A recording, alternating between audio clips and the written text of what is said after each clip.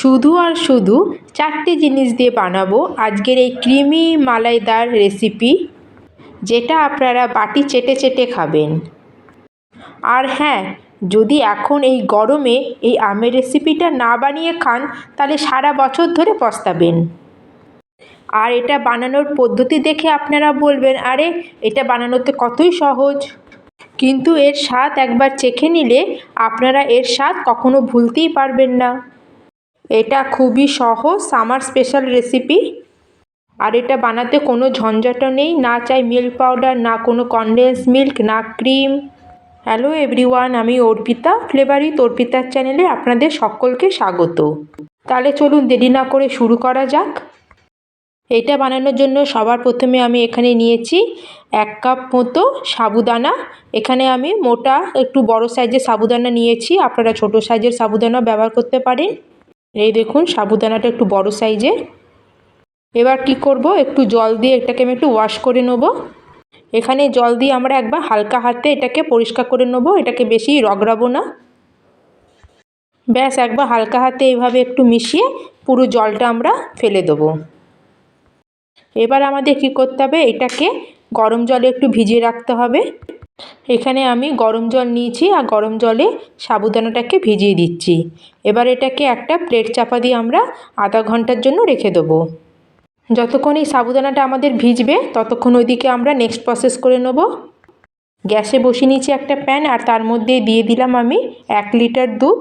এখানে আমি গরুর দুধ ইউজ করছি, ফুল ফ্যাট মিল্ক। এবার দুধটাকে আমরা ভালো মতো গরম হতে দেবো। এখানে আমি ফুল ফ্যাট মিল্ক ইউজ করেছি, যার জন্য এখানে আমি কোনো ক্রিম বা কোনো মিল্ক পাউডার ইউজ করব না। এবার গ্যাসের ফ্লেমটাকে আমরা হাই করে দেবো আর দুধটাকে ভালো করে একটু ফুটতে দেবো।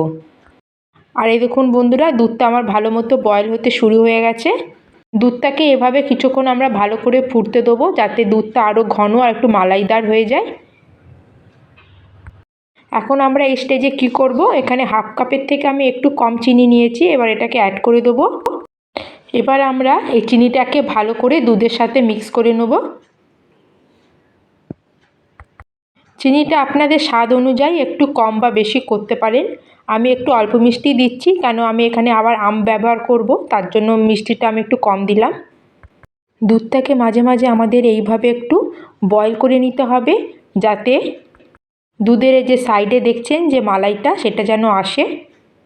আর এইভাবে আমরা খুন্তি দিয়ে এই সাইডের যে মালাইগুলো আছে এটাকে স্ক্র্যাপ করব আর দুধের সাথে এটাকে মিশিয়ে দেবো, যাতে দুধের মধ্যে মালাইটা আমাদের চলে আসে। আর খুব ভালোভাবে দুধটা আমাদের রাবড়ির মতো তৈরি হয়ে যাবে। আর এই দেখুন বন্ধুরা, দুধের মধ্যে কত মালাই চলে এসেছে। এই মালাইয়ের জন্য আমাদের রেসিপিটা একদম মালাইদার তৈরি হবে এবং এর টেস্ট অনেক গুণ বেড়ে যাবে। আর এই দেখুন, দুধটা আমার আগের থেকে অনেকটা ঘন হয়ে গেছে, অনেকটা কমেও গেছে। এবার ওদিকে আমরা সাবুদানাটা চেক করে নেব। আর এই দেখুন বন্ধুরা, সাবুদানাটা যে আমরা ভিজিয়ে রেখেছিলাম সেটা আগের থেকে কতটা সফট হয়ে গেছে আর কত বড় হয়ে গেছে, ভালো মতো ভিজে গেছে। এই দেখুন। এবার এটাকে আর ভিজাবো না, এবার সাবুদানার মধ্যে যে জলটা আছে সেটাকে আমরা ছেঁকে নেব আর সাবুদানাটাকে আমরা দুধের মধ্যে অ্যাড করব। আর এদিকে দুধ আমাদের কত গাঢ় আর কত মালাই চলে এসেছে। এখন আমরা এই স্টেজে আমি এখানে সাবুদানাটাকে অ্যাড করব। এদিকে আমি ছাঁকনির মধ্যে সাবুদানা থেকে পুরো জলটা ছেঁকে নিয়েছি। এবার এই সাবুদানাটাকে আমরা 1 চামচ করে নেব আর এই দুধের রাবড়ির মধ্যে এভাবে স্প্রেড করে দেবো। আমাদের পুরো সাবুদানাটাকে একসাথে দিলে হবে না, তাহলে সাবুদানাটা একটার উপর একটা চিপকে যাবে আর সাবুদানার দানাগুলো আলাদা হবে না। তাহলে আমি যেভাবে সাবুদানাটা অল্প অল্প করে দিলাম, ঠিক আমাদের সেইভাবেই সাবুদানাটাকে অল্প অল্প করে এই দুধের মধ্যে দিতে হবে। এবার আমাদের এই সাবুদানাটাকে দুধের মধ্যে ভালো করে মিক্স করে নিতে হবে আরও 5 মিনিটের জন্য, যাতে সাবুদানাটা এই দুধের মধ্যে ভালো মতো কুক হয়ে যায়। সাবুদানাটাকে দুধের মধ্যে দেওয়ার পরে বেশি কুক করা যাবে না, তাহলে যে গোটা গোটা যে দানা সাবুর আপনারা দেখতে পাচ্ছেন সেটা দুধের মধ্যে একদম পুরো মিশে যাবে। আর বন্ধুরা, এই রাবড়ির দুধে আমাদের সাবুদানাটা ভালো মতো কুক হয়ে গেছে, আপনারা দেখতেই পাচ্ছেন। আপনারা চাইলে এটাকে খেয়ে চেক করে নিতে পারেন। আমরা যদি বেশি সাবুদানাটাকে দুধের মধ্যে বয়েল করি তাহলে দুধের মধ্যে এটা পুরো গলে যাবে, কারণ আমরা সাবুদানাটাকে আগেই গরম জলে ভিজিয়ে রেখেছিলাম, তখনই সাবুদানাটা অর্ধেক নরম হয়ে যায়। তাহলে ব্যাস আমাদের সাবুদানাটা কুক হয়ে গেছে, এর থেকে বেশি আর এটাকে আমি কুক করব না। আর দুধটা ঠান্ডা হওয়ার সঙ্গে সঙ্গে সাবুদানাগুলো আর একটু গলতে থাকবে। এবার গ্যাসের ফ্লেমটাকে অফ করে এই গরম দুধের মিক্সচারটাকে আমরা একটা বাটির মধ্যে ট্রান্সফার করে নেব, যাতে এটা আরও তাড়াতাড়ি ঠান্ডা হয়ে যায়। প্রথমে এটাকে আমরা রুম টেম্পারেচারে ঠান্ডা করে নেব, তারপর এটাকে আমরা ফ্রিজে রাখবো ঠান্ডা হওয়ার জন্য, যাতে এটা আরও থিক আর মালাইদার হয়ে যায়। এই গরমের সিজনে যদি এই আমের স্পেশাল রেসিপি যদি আম ছাড়া করা যায় তাহলে আমাদের খুবই পস্তাতে হবে, তাহলে আমাদের আমটাকে একদমই ছাড়া যাবে না। এখানে আমি দুটো আম নিয়েছি, একটা আমকে আমি স্লাইস করে কেটে মিক্সিতে পেস্ট বানিয়ে নিয়েছি, দেখতেই পাচ্ছেন আপনারা। আর একটা আমকে আমি এরকম ছোট ছোট করে টুকরো করে পিস করে নিয়েছি। আমি এই দুরকমভাবেই আমের পেস্ট আর আমের টুকরোগুলোকে ব্যবহার করব এই রেসিপিতে। এক তো পেস্টের মাধ্যমে এটা দুধের ক্ষীরের মধ্যে ভালোভাবে মিক্স হয়ে যাবে, আর খেতে খেতে যখন আমের এই ছোট ছোট টুকরোগুলো মুখে আসবে তখন মজাই এসে যাবে। আর এখানে দেখুন আমার যে সাবুদানা রাবড়িদার যে ক্ষীরটা আছে এটা আরও কত ঘন থিক আর মালাইদার হয়ে গেছে। এটাকে আমি ফ্রিজের মধ্যে 2-3 ঘন্টা রেখে ভালো করে ঠান্ডা করে নিয়েছিলাম, আর আপনারা দেখতেই পাচ্ছেন এটা ঠান্ডা হওয়ার পরে কতটা ঘন হয়ে গেছে।